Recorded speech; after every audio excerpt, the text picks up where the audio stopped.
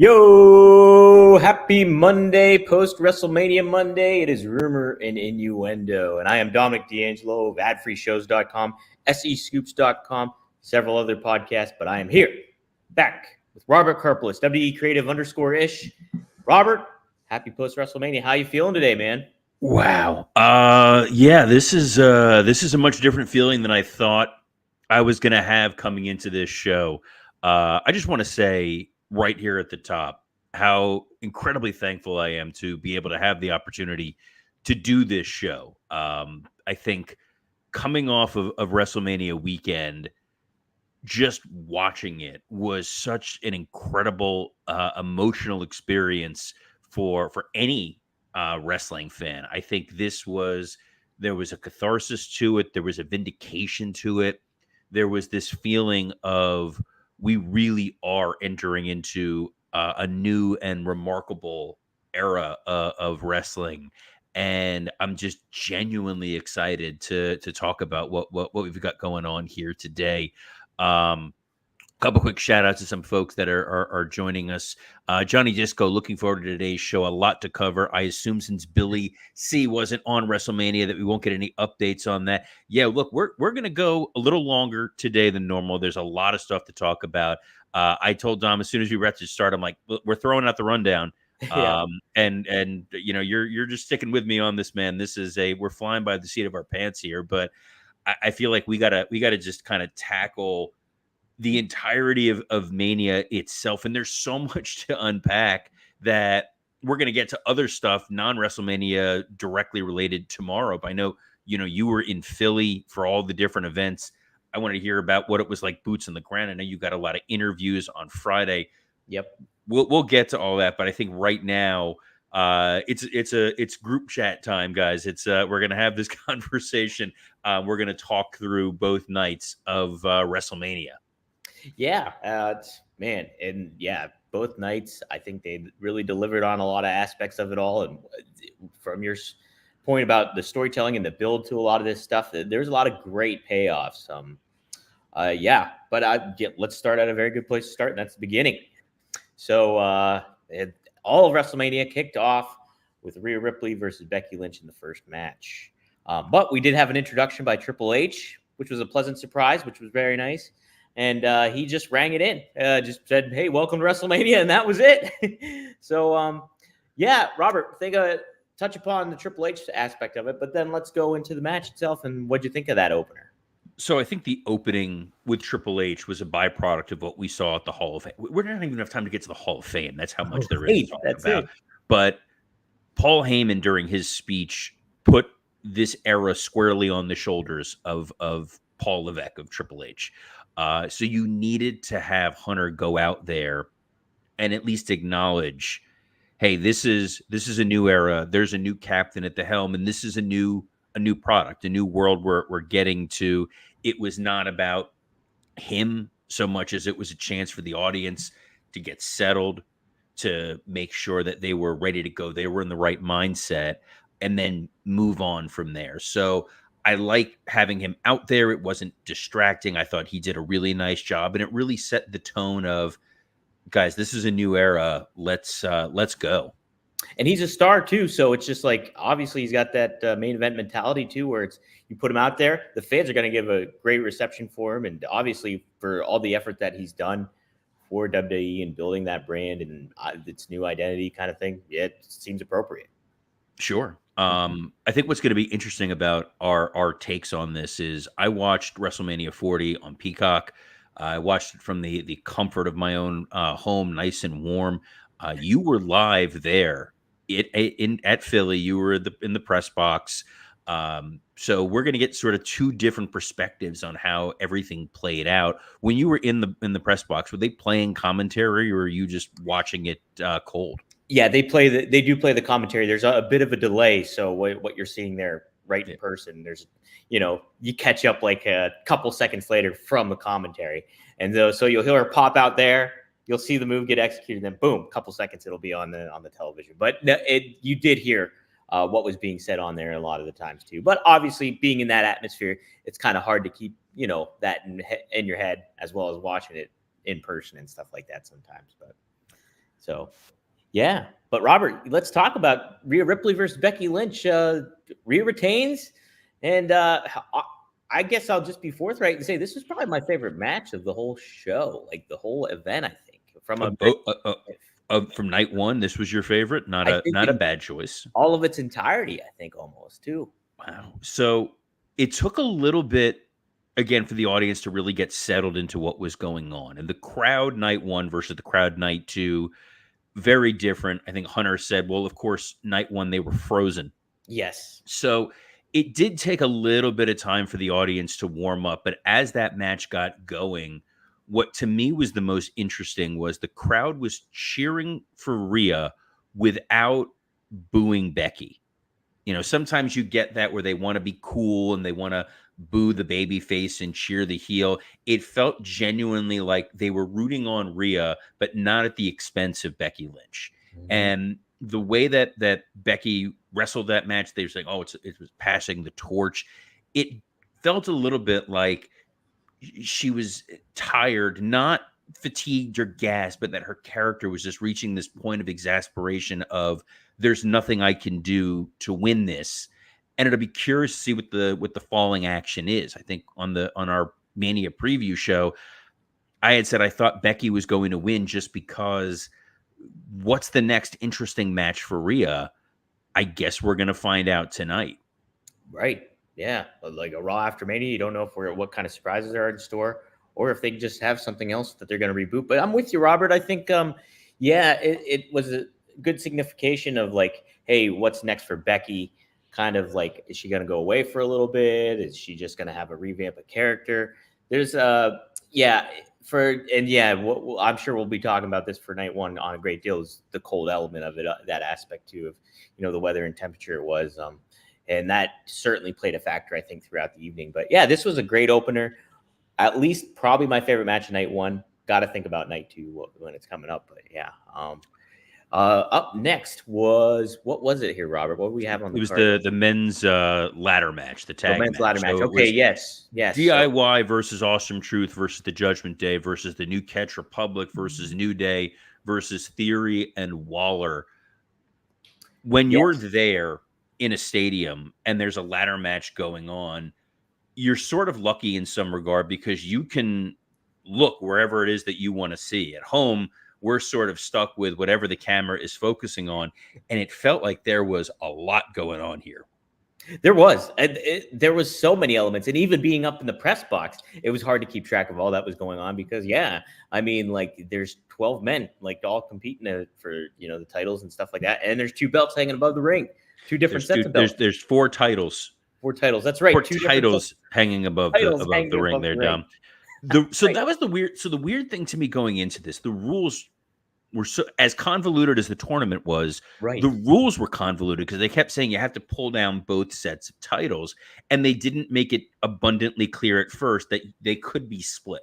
They just didn't do a great job of explaining that. So in our predictions, when we talked about it for a while, I said I thought Awesome Truth was going to win. As we got closer to the event, I said I can see Theory and Waller being the team, and that was my pick. So in some ways, I was sort of right and vindicated, but I didn't really care. It was just so fun to see, Theory and Waller going up there, getting the titles, and then getting immediately wiped out, and then the finish with R-Truth getting that moment of retribution, that moment of redemption after everything that happened with Judgment Day. It was a great cathartic moment for the audience. Yeah, it was a fun match. I mean, like in just those moments, they did some good comedic timing stuff, some fun spots where they did the Terry Funk ladder airplane spin stuff, which was cool, and they really, just the presentation of it all. Obviously, it's a chaotic kind of match, and it's hard to follow sometimes. It can be like a cluster F, but I think it was overall for what it was pretty well executed and some fun moments that really stood out too as far as the whole card went down. So good change of pace, so to speak, if you will, for that. It's a good change of pace. It was a shift from the first match. I know it's not a controversial statement to say that the matches on night one as a whole did not necessarily live up to the emotion of what we saw on night two. I don't think the matches on night one overall were bad or inferior. They were just there was a different feel to it. There was a different tone to it. And this ladder match was designed to give you big spots, give you big moments, let the audience cheer for R-Truth winning the Raw tag titles at the end. And that realization that Judgment Day have lost both of their championships. To my knowledge, no one was hurt from this match. There were a number of fun spots. Part of the challenge of the ladder match, even with all these guys, is we've seen so many ladder matches and so many spectacular spots that trying to top it and trying to top it and trying to top it is never really going to happen. Right. Yeah, that's the aspect. Because yeah, we've seen everything when it comes to a ladder match. So it's like, what can you do to make your own match kind of stand out in certain ways? And I think incorporating those moments of R-Truth, like climbing and getting the belt and making a hot tag and all that kind of stuff, kind of makes it its own unique element that the ladder match used to present, but can't really do that anymore since we've seen so many of them. Yes, the tag was fun. I'm glad that JD McDonough got his little moment in there to be out there as part of a WrestleMania. A big JD McDonough fan. So thought that was really, really cool. The next match, along the same lines, it was Rey Mysterio and Andrade versus Santos Escobar and Dominic Mysterio. I saw some people who were less than thrilled that Rey won against Dom 2 years in a row. I was totally fine with it. Yeah. Did it offend you? Not at all. Not at all. I thought it was great. And, like I was more concerned with what was going to happen with Santos and how are they going to handle him moving forward. But I think it was totally fine. Like you further that, animosity towards his father by doing that, and they're on separate brands, and you got to wait to reconnect it again. I'm sure Dom will get a win at some point against his dad, and it'll mean a lot. So no, I had no issues with it at all. And yeah, I thought this was a fun match too. And obviously they had Lane Johnson and Jason Kelsey there too, making that surprise quote unquote running. And so I think that's part of it. So when you're looking at matches, looking at how you structure it, the idea is not just you're looking at the match, you're looking at where you're going to go going forward. And the way to judge any pay-per-view, any match, any premium live event is, are they better situated now than they were before you went into it? So Rey and Andrade getting the win makes sense because this is the first time you're seeing Andrade teaming with Mysterio, helping the LWO. It would have been a strange narrative decision for him to turn on Legado del Fantasma, even though he never really joined them, didn't turn on them, to fail. Because then the story becomes what's going to happen with Andrade and Rey. So Andrade getting a win works. Rey getting the win works. Carlito not being part of the match is the intrigue of, okay, what's going on with him? The fact that you were able to get the other folks out there. I know they did the big slingshot spot, which was a lot of fun. And yeah, the fact that we said before, we knew that Jason Kelsey was going to be part of this somewhere. You plugged him in here. It was goofy. It was fun. It's going to get you an ESPN moment. Dominic Mysterio is a guy you can beat 100 times out of 100, and he's going to have heat. The boos when Dom came out on TV sounded insane. How was it in the stadium? Yeah, it was. There was the topic about like who had the most heat out of somebody, and it was Dominic. And I'm trying to think who the other person was, but I was like, dude, Dominic has it. I mean, like I think he can top anybody when it comes to getting that reaction out of anybody. And it's maybe it was like Logan Paul they were talking about, but I was like, yeah, it was Logan Paul, and I was like, no, Dominic still has it over him. Oh no, Dom's is so organically earned, and it's fun to hate him. Like you're the most beloved Dom in wrestling. He's the most hated Dom in the best way possible, and I thought that was fun. So yeah, the match was a lot of fun, and it was really successful in terms of, hey, where are we going to go next with this? Because now you can pair off Santos Escobar and Andrade and get a hell of a lot of fun matches. You can see what happens with Carlito in the falling action, and with Waller and Theory as the SmackDown Tag Champions. Both the LWO and Legado del Fantasma have teams that can be going for it. So everyone is sort of better off after than before. And Jason Kelsey with his shirt off made me feel better about myself. Yeah, it was a little uplifting, I would say. Yeah, Pat McAfee made some comments too on commentary about the milky white meat or something. He said, I can't remember. Yeah, that Little, this would be the least opportune time to do a factor read. yes. But you know what? Since we're here, if you saw Jason Kelsey's body and you thought, man, that I feel like I'm seeing myself and I got to make a change, we've got a tremendous recommendation for you guys. You can eat stress-free this spring with Factor's delicious, ready-to-eat meals. Each fresh, never frozen meal is chef-crafted, dietitian approved, and ready to eat in just 2 minutes. Choose from a weekly menu of 35 different options, including popular options like keto, Calorie Smart, Protein Plus, or vegan and vegetarian. Also discover more than 60 add-ons every week. That's the sneakily best part. The breakfast, on-the-go lunches, snacks, and beverages to help you stay fueled. I love these little shots that they give you. There's energy shots. They're green, they're yellow, they're absolutely delicious. I'm mildly addicted to them in the best way possible. So what are you waiting for? Get started today and fuel up for your springtime goals. I re-up my order. It's arriving tomorrow because the first batch that came through, my wife wiped out half the sample. She's like, I want to try this. I want to try this. I want to try this. It's amazing. It tastes chef prepared. Takes 2 minutes to eat. You can head to factormeals.com/rumor50 and use code rumor50 to get 50% off your first box plus 20% off your next box.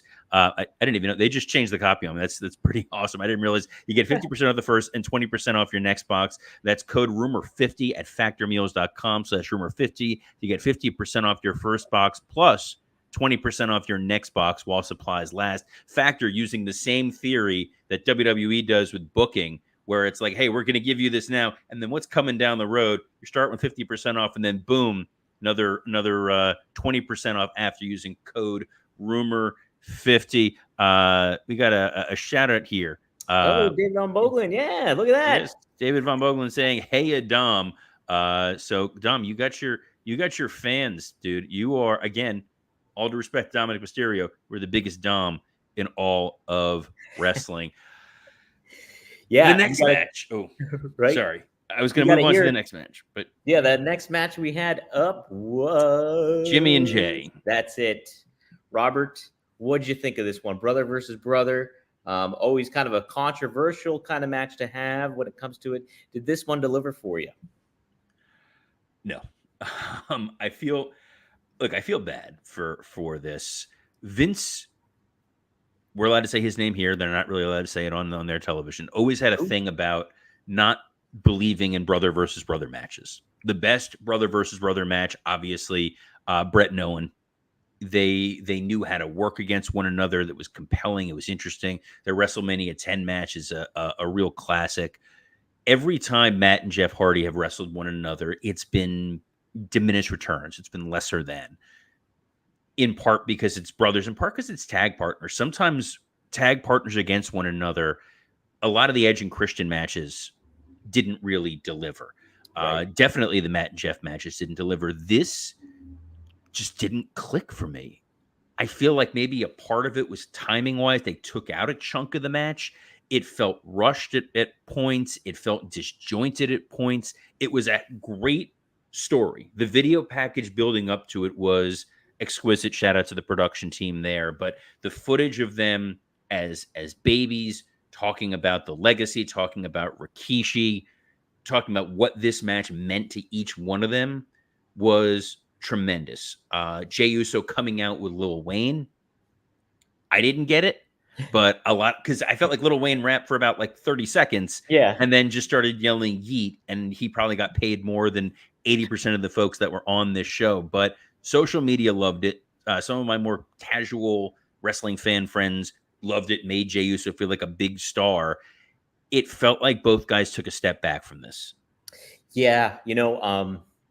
When they were doing interviews, even before this match got announced, like months before, like they kept saying how I want to have a brother versus brother match and I want this to happen and all that stuff. But in the back of your head, you always just keep thinking, like, does it make sense for it? Does it? I mean, can you make it? And even this from that story perspective of Jimmy turning on Jay, everybody was kind of scratching their heads at that, And now when you get here, you expected it to be like kind of a darn good match because they're both very, very good in the ring, but it didn't click. It did not click. And like I'm kind of curious too if you think the same thing maybe I do, is the bloodline overall, you have this, all encompassing stuff with Roman and The Rock and stuff like that. Did that kind of element you think kind of come into play and overshadow Jimmy versus Jay too, or how? No, because Jay and Solo on SmackDown had a very good match in They their did, brothers. yes. Yeah. This, for whatever reason, I don't know if it was the significance of the pressure in that situation. Something didn't click here, and that's been a pretty universal take on it. I'm hoping Jay can recover. We'll talk a little bit more about Jey Uso later on, but this one, it wasn't bad. It just wasn't very good, and I think it's because we really had very high expectations for it, and that's natural in wrestling. Um, Next up, speaking of high expectations, this was the debut match for Jade Cargill. Jade, Bianca, Naomi against the Kabuki Warriors and Dakota Kai. What did you think of that entrance? It was great. It was really great. And it really set up um kind of just how cool, again, I know I mentioned this a couple shows ago, but the aspect of having friends in wrestling and how that was kind of taken away during the Vince McMahon era. Baby faces wouldn't help one another and everything like that. And here you kind of really had a lot of this kind of coming into play, and like that camaraderie, so to speak, with Jade and Bianca and Naomi. And it's just well presented. I think they like showcase Jade very well in this match, and she looks like a star. She handles herself like a star, and she is going to be a big star. And it was, I thought, Damage Control were very good dance partners with these guys too, gals too. So To paraphrase your co-host Rob Van Dam, small doses are very effective. yeah, And the small doses of Jade Cargill that we got here, you looked at her and you go, yeah, this woman is a star. I don't want to see a 20-minute Jade Cargill match right now. I don't think she's there. yeah, But everybody understood the assignment. I predicted on Thursday Dakota Kai was going to be the one to take the pin, and she did. So they made the right decision. They did the right thing. The baby faces looked like stars. Yes, this was a bit of an afterthought of a match going into it, but they busted their asses to be like, go ahead, believe what you want, but we're not going to be an afterthought. I give it a big thumbs up. It was a big like, and shout out to Scumbag Trav here, who says hit that like yeah. button, folks. He ain't wrong. If you're enjoying what we're doing here, we'd love for you to throw a like. But we got a lot more to cover, man. This is a supersized edition of Rumor and Innuendo, and the next match, probably my match of the night for Really? night one, Okay. Yeah, Sami Zayn and Gunther. yeah. Could Sammy. your voice go any higher on that? Yeah. Yeah, that was. Oh yeah. Yeah. I can do Take on Me if you want that whole rendition. Please don't. Okay. This has been a great show so far. It's been intelligent. It's been fun. We don't need any take on me. And since I know your brother who filled in on Friday is not here, I don't have to worry about any sort of Heyman-esque language Right. coming from you on that side of the screen, Dom. Yeah, he must have got a little inspiration there. But yeah, Sami Zayn was inspired, and he defeated Gunther, ending his historic reign, and in a memorable fashion. Yeah, you said this is your favorite match of the night, probably. So what do you think there, Robert? What did they do to sell that to you, so to speak? We've been sort of a little wishy-washy on the build for this. Are they going all in on this? You know, Sammy, is he a babyface? Is he a heel? What's going on with Gable? Um, at the end of the day, what we saw was the rebirth of underdog Sami Zayn. The promo with his wife and son and saying, like, keep my son in the back. Gable telling him you're going to go out there and do it. And I love with Sammy now, they keep doing this Scorsese-esque, Yeah. we're going to follow him through. And the payoff for that, They weren't just doing it for the sake of doing it. The payoff was he turns that corner and there's Kevin. Yeah. And you have Kevin Owens sitting there and being like, all right, you go and do it. And it was at that moment my mindset shifted. I thought Gunther needed to win. Gunther needed to retain. He needed to go forward with the Intercontinental title. At that moment, I'm like, you can't have Sammy lose with that sort of build. The placement of his wife, where they had her sitting ringside, was excellent.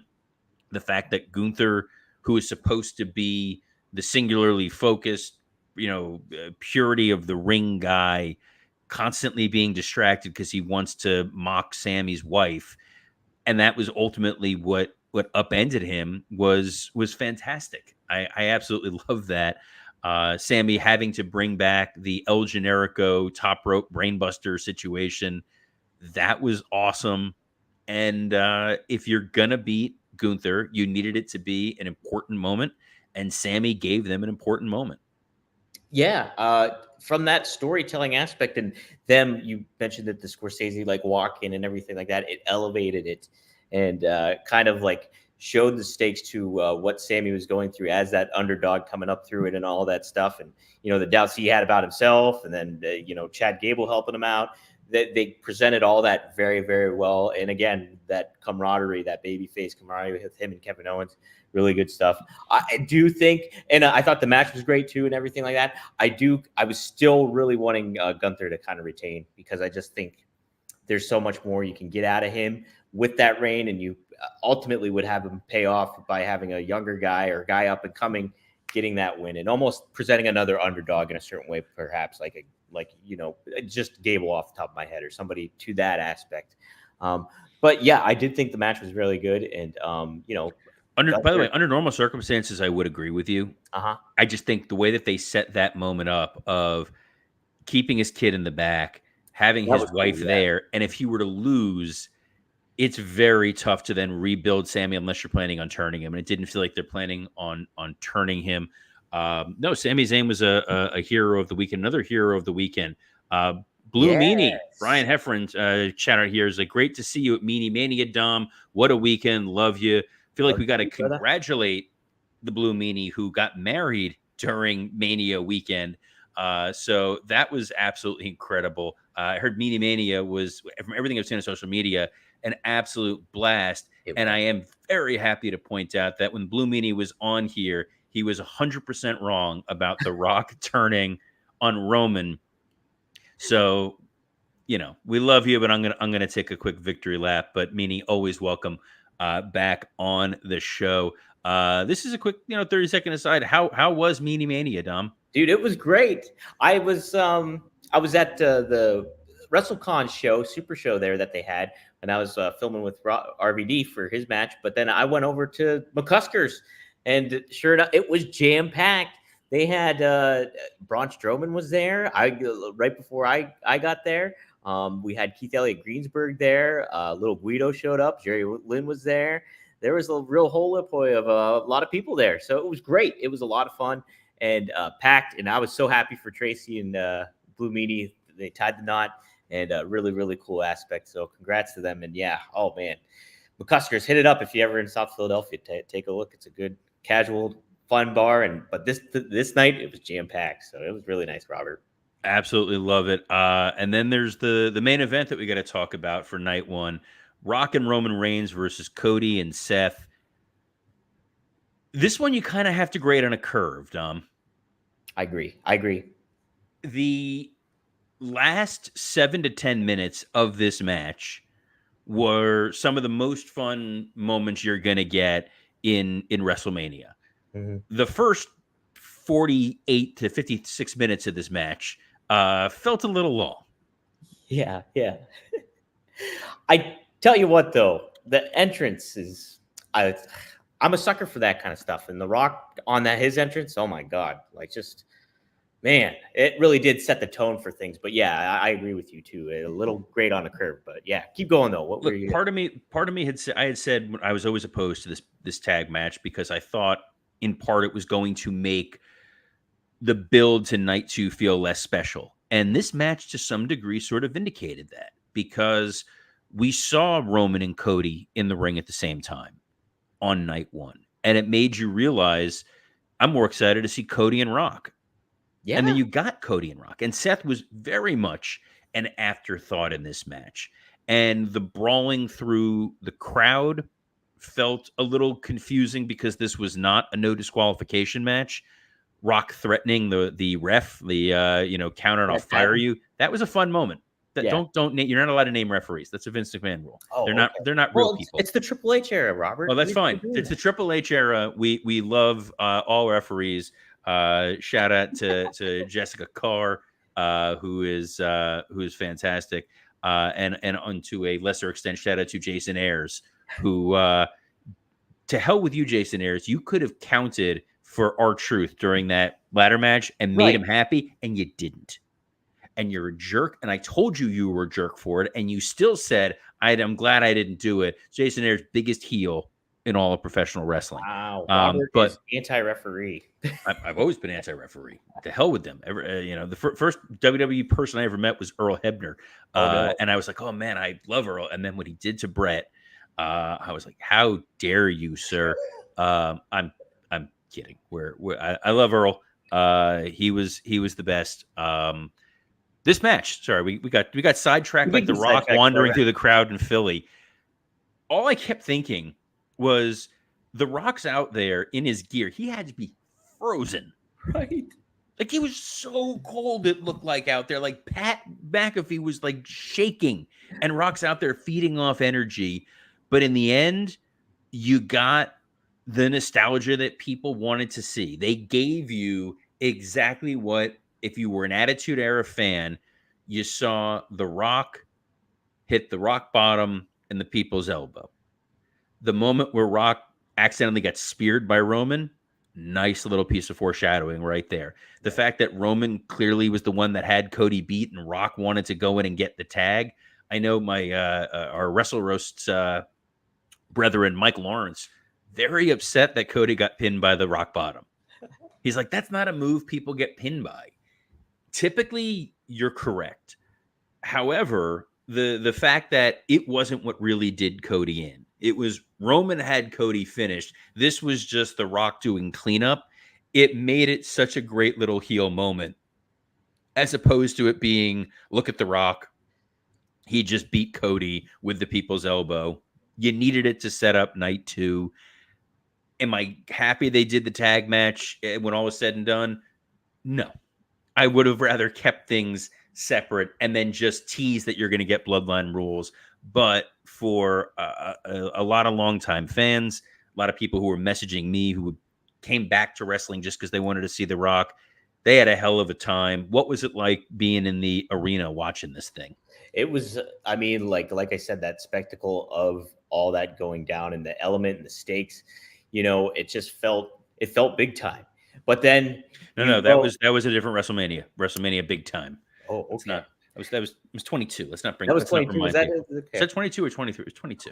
If it was during a time where I wasn't watching because I was partying down in college. So It's a time where I was working there, so I was partying a lot less. So, hopefully some of the folks who were working it getting some sleep. Shout out to Jackie Redmond, who was just like up for 48 hours straight. jeez. So she needs a quick nap. She wasn't before sleeping, Raw. Robert. She was at WWE World here earlier this morning. She was doing the Jeez. bump. Okay. Well. So yeah, that was night 1. Night 2. Second verse, same as the first in a lot of ways, but warmer out, more engaged crowd, shorter match cards, as there was only 6 matches. Thought it was a hell of a night. I'll let you steer here, sir. Sure, yeah. So instead of Triple H kicking things off, it was Stephanie McMahon starting everything, which was quite the surprise. We did see her at the Hall of Fame induction with the ECW hat on and all the hat tipped to Paul Heyman and such. But yeah, she came out and reiterated that this is the Paul Levesque era, and so kind of a really interesting. And then that it ultimately kind of got end capped in a lot of ways at the end of the show. But Robert, talk about Stephanie showing up. What do you think it did, and how do you think it was executed ultimately? I think I speak on behalf of all former creative members that the second Stephanie showed up, our balls retreated into our bodies. It's a natural response that's going to happen. Uh, she's a nice lady sometimes. That being said, I'm glad she got her flowers at the Hall of Fame. I'm glad she got out there and got the cheers on night 2. She can go home. We don't want Stephanie back as a character on television. It's nice that she got that moment of applause. There is too much baggage with Stephanie for her to be out there, get, wave, go back, be home. Yeah, it's like you don't want to convolute the waters a little too much again and get that, obviously all the circumstances going around, but then on top of it too, how many times have we seen McMahon's and stuff as a heel ultimate authority figure? You don't want any kind of stuff going on with that at all. So, but let's get to the opener here. We had Drew McIntyre defeat Seth freaking Rollins, which almost felt like it was going to be in the first 2 seconds of the match, but they carried it on. And holy crap, this might compete, I think, with my favorite match overall, I think, of the show. Because it was so well done. I think I'm not a huge fan of all the false finishes and like the finishers being used as just another connection move. It just seems overdone at WrestleMania. But if you kind of factor that all in, I think it was just a really well done match. And cool moment. Drew kind of had his cake and eat it too as a heel and getting his final title in front of thousands of fans. So Robert, what do you think of this one? I mean, come on. This was I had predicted on the show last week, beat for beat, this. And I've never been happier to be right. This was the right story to tell. These were the right moments to do it. The Drew entrance with the swords, loved that. Thought that was incredible. Hated every second of Seth's entrance. Oh, you don't like the mummers?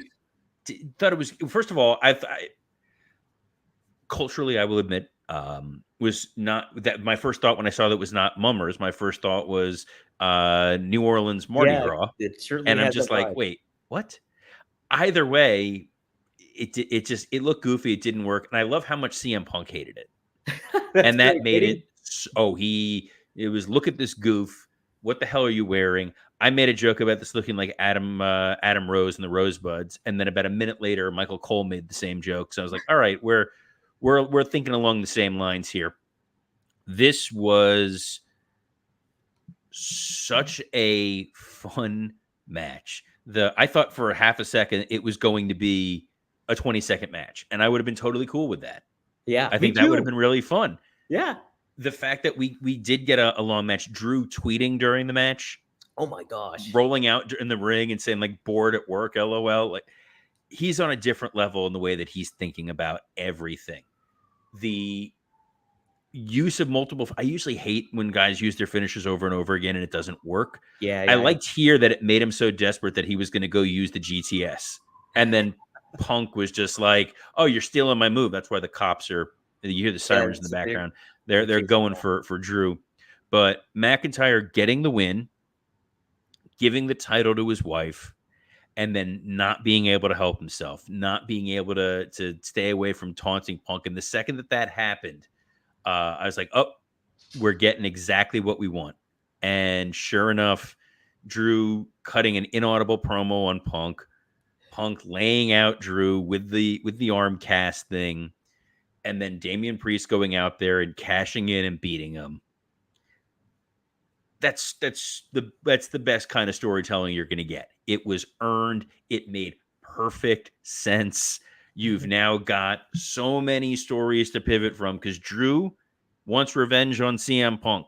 Drew wants to get back his title. Damian Priest is now the champion. Is Seth going after him? Is Priest going after him? I mentioned a tease a little earlier. I'm like, Jey Uso is a guy who I think could be going after him.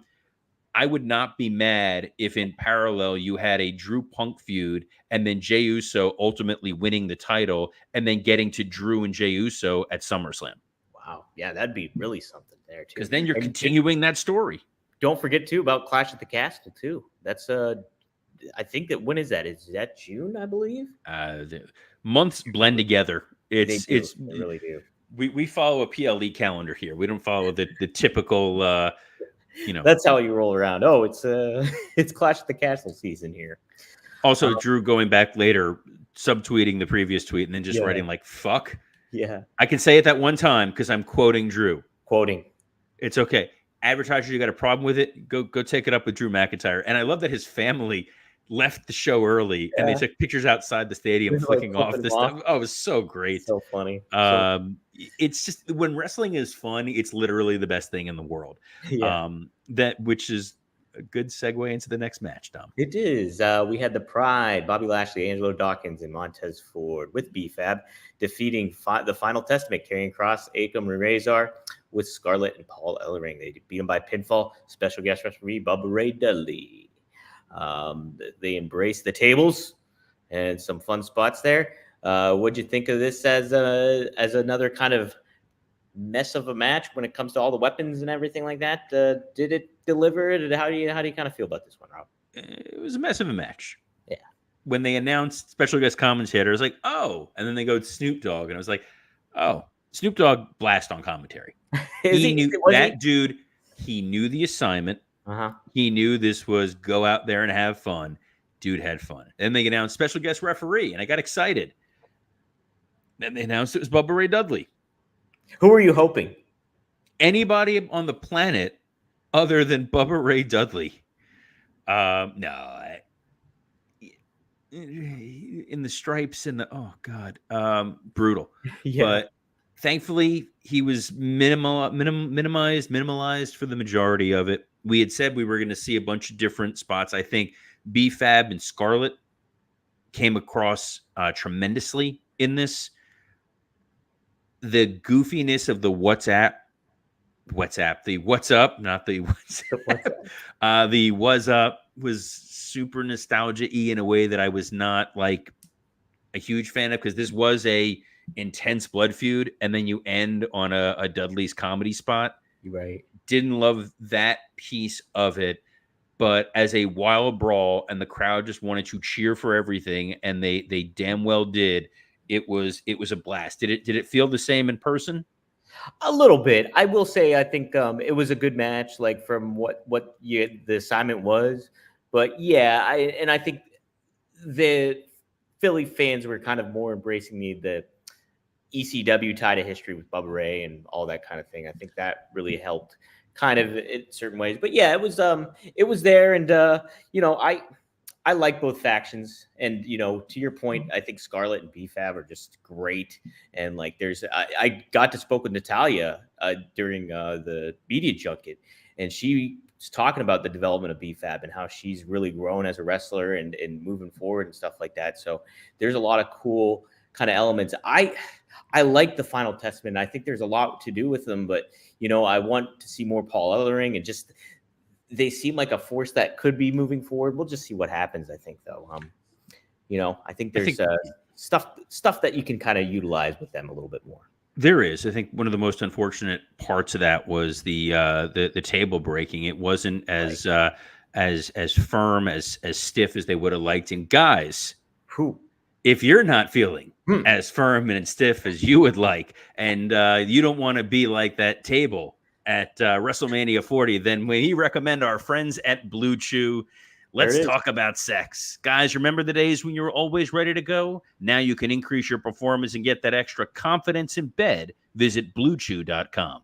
Blue Chew is a unique online service that delivers the same active ingredients as Viagra, Cialis, and Levitra, but in chewable tablets and at a fraction of the cost. You can take them anytime, day or night, so you can plan ahead or be ready whenever an opportunity arises. The process is simple. Sign up at BlueChew.com, consult with one of their licensed medical providers, and once you're approved, you'll receive your prescription within days. Best part, it's all done online. No visits to the doctor's office, no awkward conversations, and no waiting in line at the pharmacy. Last night, we saw Lashley and the Street Profits go to the extreme. And if you want to take your gal to the extreme, Blue Chew wants to help you, because Blue Chew wants to help you have better sex. Discover your options at BlueChew.com. Chew it and do it. And we've got a special deal for our listeners. Try Blue Chew free When you use our promo code RUMOR at checkout, just pay $5 shipping. That's BlueChew.com, promo code RUMOR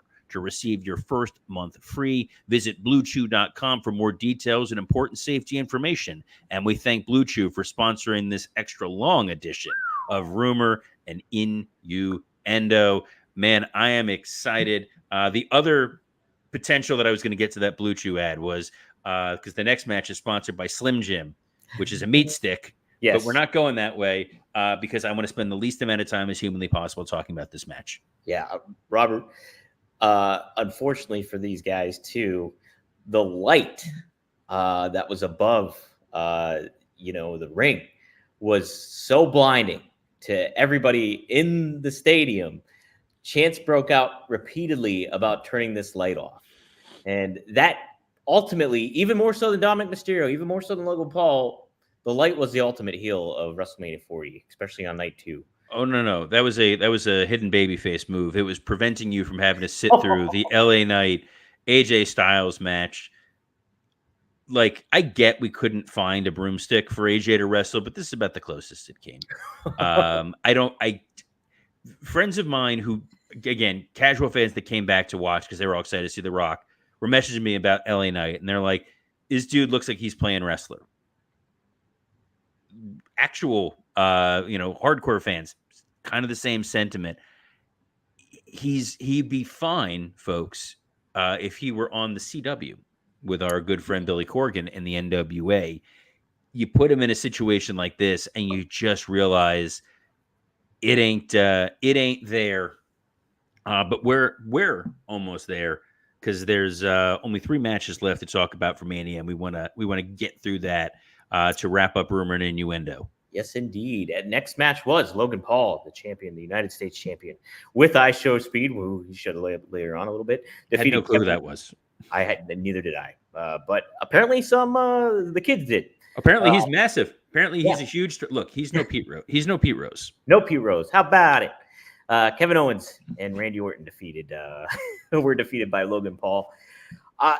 Robert, I really like this match. I think you even think about from Logan Paul's perspective, he's so good. From charisma, from the facials that he makes to the moves that gets executed and stuff like that. And Randy Orton's just amazing too. And same with Kevin Owens. I think this was a really well done match. The only one thing I have about it was the use of the brass knuckles, not doing anybody in. Like, it was you get punched by brass knuckles, you should be done, I think. And that's kind of it. But other than that, I love this bout. The golf cart spot to start this match is where I knew I was all in. Yeah. Kevin driving down in the golf cart, then backing up, and then Randy climbing on, and them going down. This was so much fun. Yes, Logan Paul is very, very good at professional wrestling.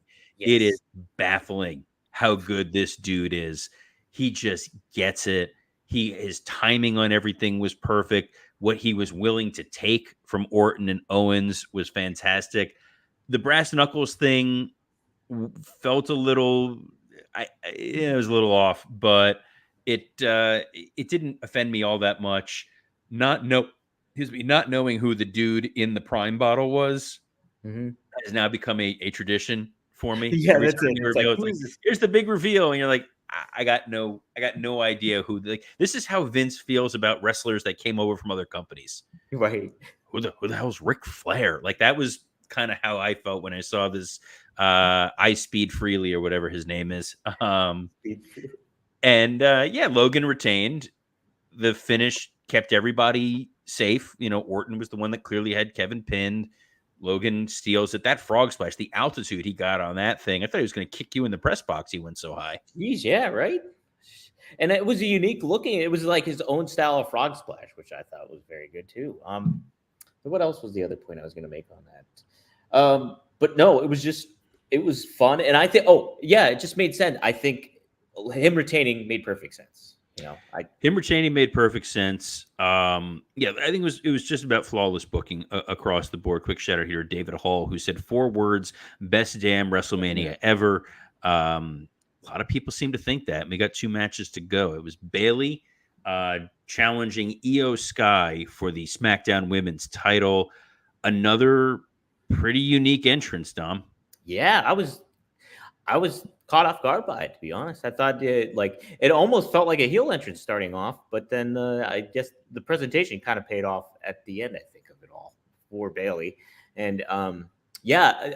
Otherwise, though, like her versus Io Sky, um, feeling how the build of this match was throughout these couple things, you think it kind of paid off, Robert, or how do you feel about that?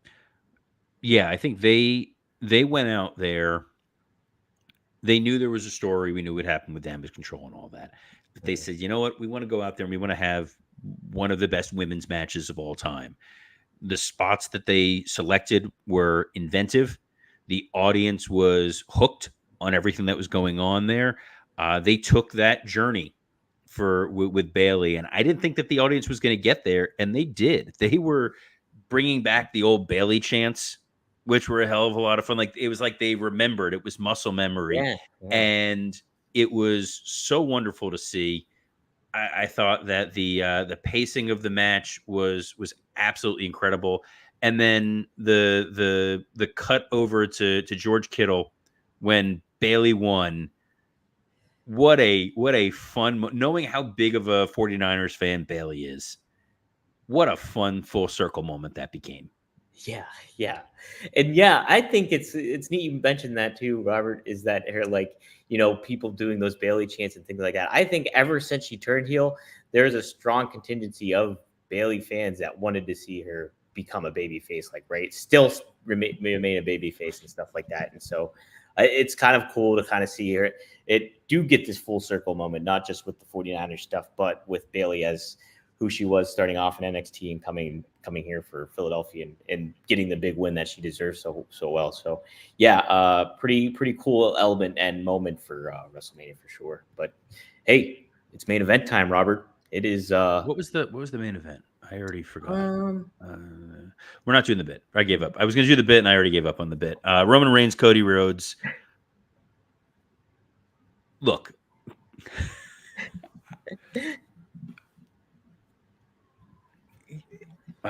this is so. I'm trying to find. There are you want me to so go first? no, because I want to get this out. I want to get. Okay. I want to get this. Out. There are so few perfect ways to execute a professional wrestling match. This was it. I got to be honest. If you watched this match and you didn't like it, first of all, I hope those police officers are coming and could get you. There. Secondly, you should step outside later on today and watch the eclipse without glasses on. Like, as a fan, as a lifelong fan, as someone who has been part of creative teams, you live for moments like this. Was it the best bell to bell 15-star wrestling match of all time? No, it didn't need to be. Shouldn't have been. Doesn't have to be. You got a lot of great back and forth action with Cody and The Rock. Or Cody and The Rock. Wow, Cody and Roman building up. It's a Freudian slip right there. Cody and Roman before any of the interferences, because you knew we were going to get to the interferences, and you're just waiting and waiting. And then you got Jimmy, and then Jay immediately takes him out. And then Solo. And then that moment where John Cena's music hits, and you go, oh, holy crap, we're getting Endgame. Right. And you got it. And then Cena takes out Solo, and then The Rock's music hits, and Cena just has that look. And you get, Rock and Cena for a minute. I know what everybody wanted. We all wanted the same thing. Yeah. We didn't get it. And that's okay. First, the Shield music hits. And there's a large contingent of you, bless your hearts, smart fans, intelligent people, folks who watch this show and understand the ins and outs of wrestling and the business of wrestling and contracts. And you still thought, oh, is Dean Ambrose going to come out?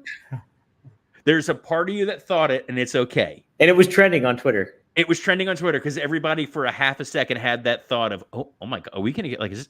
We didn't. Rollins dyed his hair, came out in this Shield costume, And then like Groundskeeper Willie and a Simpsons Halloween special got Exactly. immediately laid out. But what I love about it was it almost felt like the Firefly Funhouse match where you're accomplishing so many acknowledgement moments. So Roman taking out Seth with the chair, the way Seth took out Roman, great full circle moment. Everybody wanted to hear the glass break. Yeah, yeah. Everybody wanted Stone Cold Steve Austin. We didn't get it.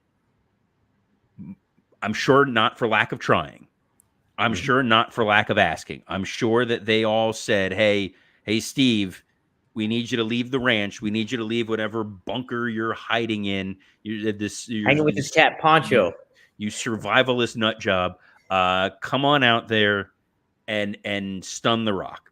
It's what a lot of people wanted. It's what everybody kind of was like, this is what we want. Because you didn't get it, we got the equivalency of the next best thing. Undertaker has always been locker room leader. He is the streak guy. He is the enforcer for the company. So him appearing out of nowhere, dressed in his January 6th best, and choke slamming the Rock, and then the Rock vanishing is sort of the second best audible you could call. You still got the moment. You got the big legend showing up to take out the Rock and clearing the deck, and then it's just Roman and Cody. I would have liked to have seen a little bit more Roman and Cody at the very end, Mhm. but that's kind of splitting hairs. Cody wins. You get that emotional release. The people come out from the back, just like when Dusty won the title. And it was a great mixture. It was Kevin, it was Sammy, and you had Orton out there. -1 was in the ring, which was kind of cool. And Oh yeah. then yeah, and then him calling out Pritchard and Hunter. Part of me loved that because I just love the fact that they made Bruce have to walk down the ramp. And I know how much he just would have hated every second of Come like the on down, cardio. Bruce. Oh, I gotta take this walk. Like that's where there won't be a something to wrestle with this week. He's still trying to catch his breath from that one walk. And then Hunter coming out there. It was about as perfect a moment as you can build. You were there, you experienced it in person. I can only talk about what it was like on TV. What was it to be in the stadium for that? I mean, the crowd was like just, when Cody won, that pop was just massive, massive. And I think the whole thing, obviously you wanted Stone Cold there. Obviously we wanted him there. And like who didn't?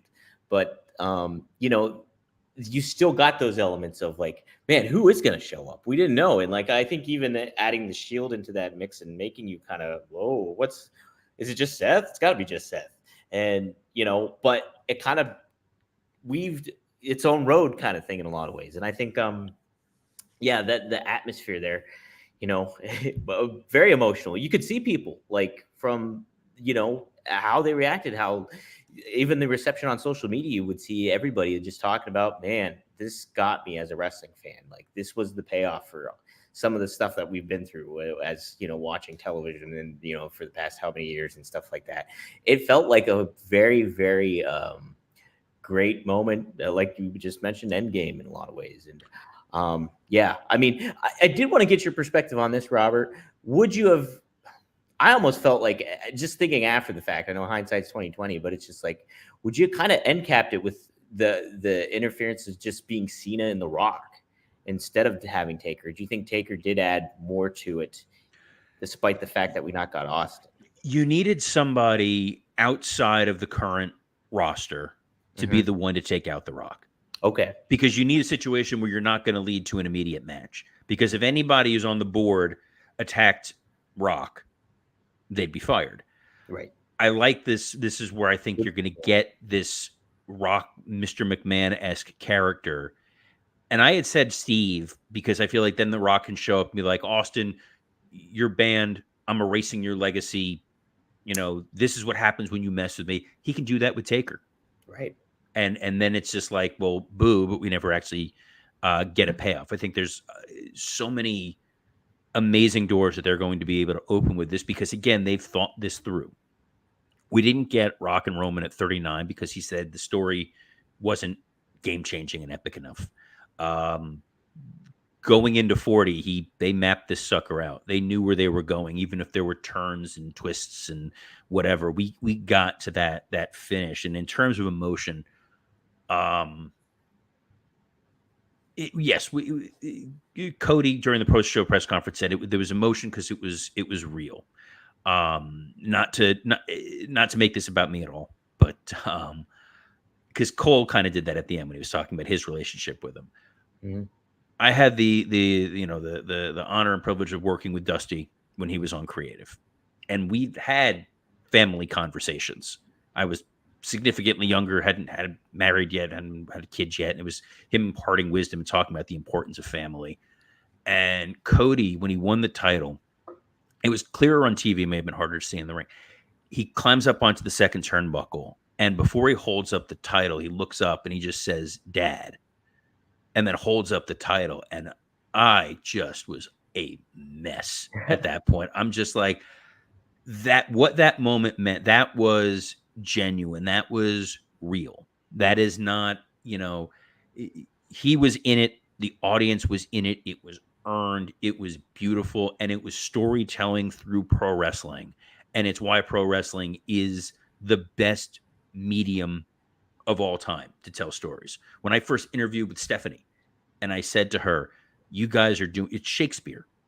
You're out there performing something that is evoking genuine emotion, joy, anger, sadness, whatever it is, from your audience through a live performance. And what they did and what they pulled off was, I can't even be cynical about it. It was remarkable. It was picture perfect. It was incredible. Is there stuff to pick apart and nitpick? Absolutely. But they said it at the end, pro wrestling is back. Pro wrestling is beautiful. It was what Pat said at the end.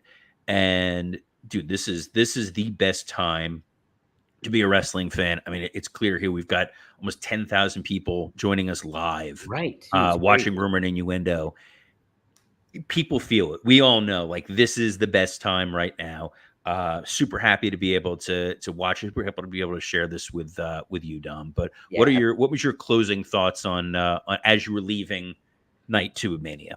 It was great. The spectacle of it all. I understand the weather aspect, and it was nicer. They had the windows open in the press box last night, and it kind of felt a little refreshing. And like getting a better feel of the sight and sound when those windows were open too. It just, you kind of knew, like, and you think about everybody. They even said it at the beginning of the show, how many people were, Stephanie said it, like all the states, all 50 states represented, how many different countries. It felt like a big kind of togetherness kind of thing. And then, you mentioned it, that pro wrestling mentioned at the end and everything to that aspect. And I really liked it.